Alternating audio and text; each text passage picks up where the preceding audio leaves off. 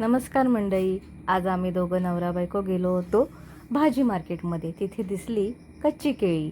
मग कच्ची केळी घेतली आणि मग माझे मिस्टर बोलले की मी तुला मदत करतो. त्यांनी मला सोलून दिली आणि मी त्याचे बारीक तुकडे केले. नंतर ते स्वच्छ पाण्याने धुवून घेतले. त्याला चीक असतो त्याच्यामुळे ते स्वच्छ पाण्याने व्यवस्थित धुवून घ्यायचे. नंतर फोडणीची तयारी केली. त्यासाठी आपल्याला एक कांदा आणि एक टॅमॅटो बारीक कापून घ्यायचा आहे आणि एक कढई ठेवली. त्याच्यामध्ये थोडंसं तेल टाकलं. तेल जरा गरम करेपर्यंत नंतर त्याच्यामध्ये थोडं हिंग टाकलं आणि हिंग टाकल्यानंतर त्याच्यामध्ये आपण टाकलं कांदा. कांदा हा गरम तेलामध्ये व्यवस्थित परतून घ्यायचा जोपर्यंत थोडासा लालसर होत नाही तोपर्यंत. आणि कांदा थोडा लालसर झाला की आपण त्याच्यामध्ये टाकूया टॅमॅटो टाकून आपण तो गरम तेलामध्ये परतवून घेऊया. टॅमॅटो थोडा नरम होईपर्यंत आपण त्याला परतून घेऊया.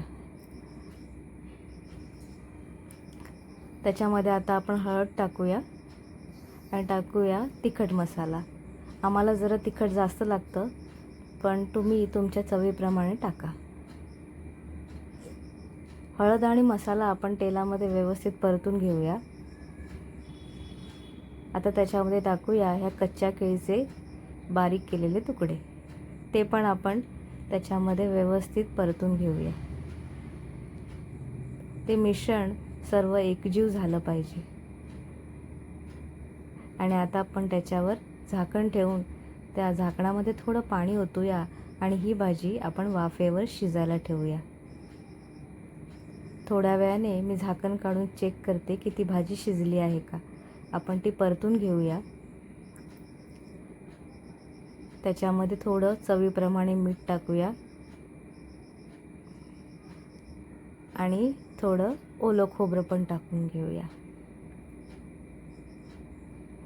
ओल्या खोबऱ्याने चव खूप छान येते भाजीला.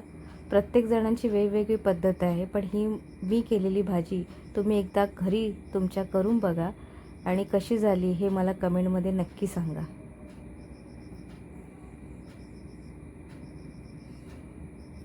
ओलं खोबरं टाकल्यानंतर आपण ती भाजी एकजीव करून घेऊया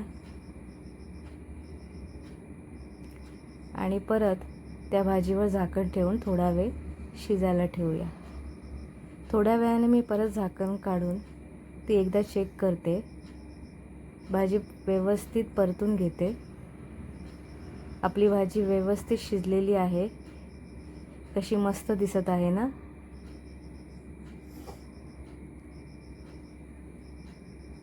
मी भाजी एकदा परत चेक केली आणि ती व्यवस्थित शिजलेली आहे. आता ही भाजी मी माझ्या मिस्टरांना खायला देते. बघूया त्यांची रिॲक्शन काय आहे ते.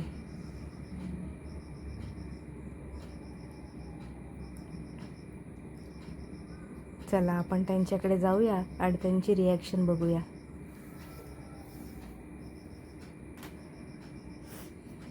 हे घ्या तुमची फेवरेट भाजी आणि खाऊन सांगा मला कशी झाली ते.